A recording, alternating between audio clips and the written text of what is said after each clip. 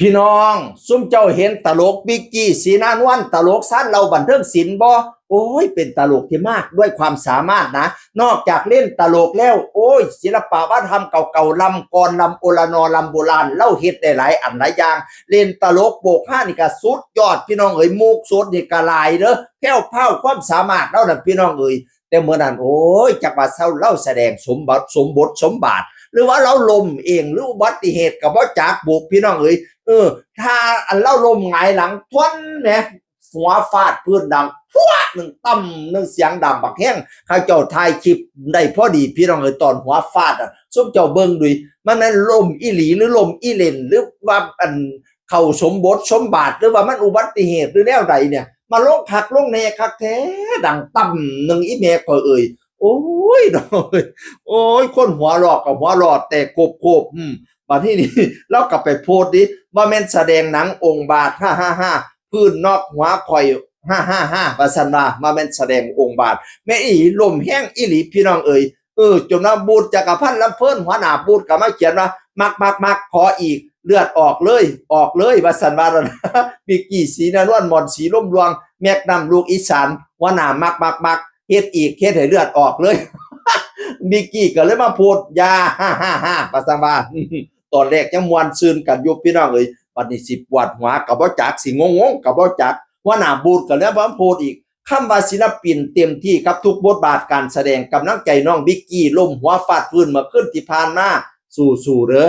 ล้มหัวฟาดพื้นตกลงล้มหัวฟาดพื้นสู้เด้อพะนะว่านั่นน่ะบิกกี้ก็มาแซ่โพสต์นี่แล้วก็เขียนว่าหนูฟื้นแล้วค่ะปลอดภัยดีขอบพระคุณทุกกำลังใจเลยค่ะแสดงว่า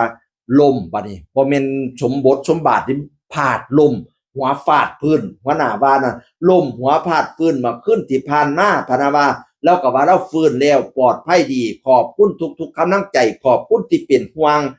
บิกกี้ก็มาโพสต์อีกหนูปลอดภัยดีนะคะขอบพระคุณทุกความห่วงใยเลยนะคะสัญญาจะมาทำให้เป็นห่วงจะไม่ทำให้เป็นห่วงอีกแล้วค่ะว่าซั่นว่านั่นน่ะโอ้ยน้องกะลมแห้งโพดอีหล่าเอ้ยตะลิตนชาติตอนแรกก็ว่าแม่นแสดงเอาไปเอามาบ่แม่นแสดงเด้อเราลมพี่น้องเราหัวฟาดพื้นหัวนอกพื้นโอ้ยเป็นมึนๆงงๆไปโดนเติบแล้วเนาะตอนแรกหลายคนก็ว่าแม่นเราแสดงเพราะว่าเราแสดงนี่แสดงคักอีหลีสมบทสมบาทอีหลีปีนกกไม้แล้วก็แล่นลงหานไปปีนอีหลีเนี่ยกกไม้ใหญ่คนอย่าว่าปีนเก่งคักแท้ปีนฮอดเสาไฟฟ้ากับปีนได้อีหลีปาดแล้วมาเก่งคักแต่ว่าพี่น้องเอ้ยเฮ็ดสมบทสมบาทบัดลมหัวฟาดพื้นแล้วคนก็เลยเข้าใจว่าเราแสดงพี่น้องพอเราเฮ็ดสมบทสมบาทบัดนี้เราลมว่าซั่นหัวหน้าว่าน่ะ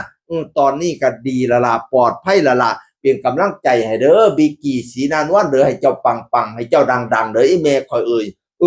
บัดนี้มื้อตั้นไปแสดงยุคคูขันที่ศรีสะเกษไปแสดงศรีสะเกษพี่แอมฝากเงินมาแจกลูกน้องผู้ละ500หัวหน้าบูธก็ไปแจกลูกน้องหัวละผู้ละ500หัวละ500ปาด FC เขาเจ้าก็หลายเติบเนาะแจกให้บิกกี้จัก1,500รถหัวหน้าแล้วลมหัวฟาดพื้นทำขวัญเอาแน่เอา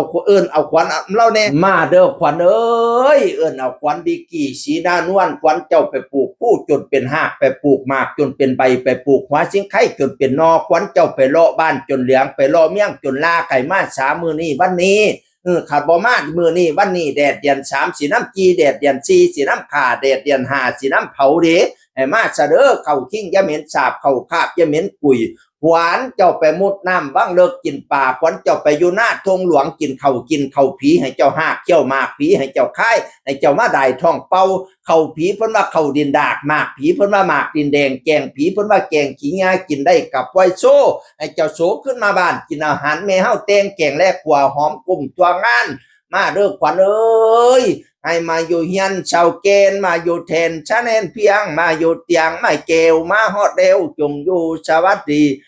มาเยอะขวัญเอ้ยมาเยอะขวัญเอ้ยเขาจิ้งอย่าเหม็นสาบเขาขาบอย่าเหม็นปุ๋ยเด้ออีหล่ะครับเพียงแต่งเนาเสียงอื่นคนเก่าเว้าสู่ฟังสวัสดีครับ